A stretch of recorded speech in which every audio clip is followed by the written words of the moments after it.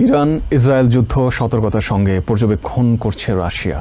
শুক্রবার সেন্ট পিটার্সবার্গে আয়োজিত আন্তর্জাতিক অর্থনৈতিক ফোরামে দেয়া বক্তব্যে প্রেসিডেন্ট ভ্লাদিমির পুতিন বলেন, প্রয়োজনে সংকটের শান্তিপূর্ণ সমাধান খুঁজে বের করতে ঘটনা প্রবাহে যুক্ত হতে পারে রাশিয়া। এছাড়া ইরানের পারমাণবিক স্থাপনাকে ঘিরে যা হচ্ছে তা নিয়ে তিনি উদ্বিগ্ন বলেও জানান।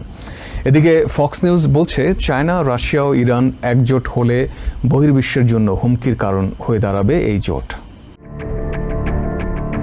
শুক্রবার সেন্ট পিটার্সবার্গে আন্তর্জাতিক অর্থনৈতিক ফোরামে বক্তব্য রাখেন রাশিয়ার প্রেসিডেন্ট ভ্লাদিমির পুতিন। এই সময় তৃতীয় বিশ্বযুদ্ধের প্রশ্ন আসলে পুতিন বিব্রত বোধ করেন বলে জানান তিনি। এইসব ঘটনা আমাদের চোখের সামনেই ঘটছে এবং সরাসরি সেগুলোর প্রভাব আমাদের উপর পড়ছে বলেও মন্তব্য করেন তিনি। এটা উদ্বেগজনক। আমি কোন রকমের পরিহাস বা রসিকতা ছাড়াই কথা বলছি। অবশ্যই সংঘাতের অনেক সম্ভাবনা রয়েছে এবং তা বাড়ছে।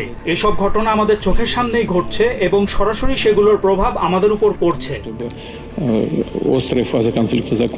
এ সময় ইরান ইসরায়েল যুদ্ধে সতর্ক মনোযোগে পর্যবেক্ষণ করছেন বলে উল্লেখ করেন রাশিয়ার প্রেসিডেন্ট। প্রয়োজনে এইসব ঘটনাগুলোর সাথে সম্পৃক্ত হতে পারে রাশিয়া বলে মন্তব্য করেছেন ভ্লাদিমির পুতিন।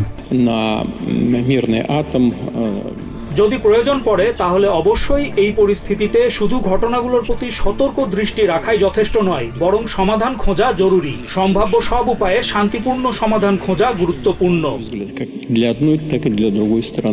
ইউক্রেনে রাশিয়ার নিজস্ব যুদ্ধ এবং ইসরায়েল ও ইরানের মধ্যকার সংঘাতের উল্লেখ করে রুশ প্রেসিডেন্ট বলেন, ইরানের বিভিন্ন পারমাণবিক স্থাপনা ঘিরে যেসব ঘটনা ঘটেছে সেগুলো নিয়ে তিনি উদ্বিগ্ন। ভ্লাদিমির পুতিন বলেন, বিশ্বে সংঘাতের বহু সম্ভাবনা ছিল এবং সংঘাত বাড়ছে, যা উদ্বেগজনক। এসব ঘটনার প্রভাবও আমাদের উপর পড়ছে বলেও মন্তব্য করেন তিনি। একই সাথে আমাদের লক্ষ্য বন্ধুত্বপূর্ণ দেশগুলোর সাথে সামরিক প্রযুক্তিগত সহযোগিতার বিকাশ। আমরা কেবল সরবরাহ বা সরঞ্জাম ও অস্ত্রের আধুনিকীকরণের বিষয়ে কথা বলছি না, বরং যৌথ উন্নয়ন, কর্মী প্রশিক্ষণ এবং ব্যবহারযোগ্য ব্যবসা এবং উৎপাদন সুবিধা তৈরির বিষয়েও কথা বলছি। এদিকে ফক্স নিউজের আশঙ্কা, ইরান পারমাণবিক চুক্তি না করলে তারা এই যুদ্ধে পরাজিত হতে পারে ও রাশিয়া ও নর্থ কোরিয়ার সাথে অ্যালায়েন্স গঠন করতে পারে। একই সাথে ইরানকে দলে ভেড়াতে প্রস্তুত রয়েছে চায়নাও। Elias Kamal, TVN 24 news desk. New York থেকে সম্প্রচারিত টিভিএন 24 টেলিভিশন বিশ্বজুড়ে বাঙালির কণ্ঠস্বর।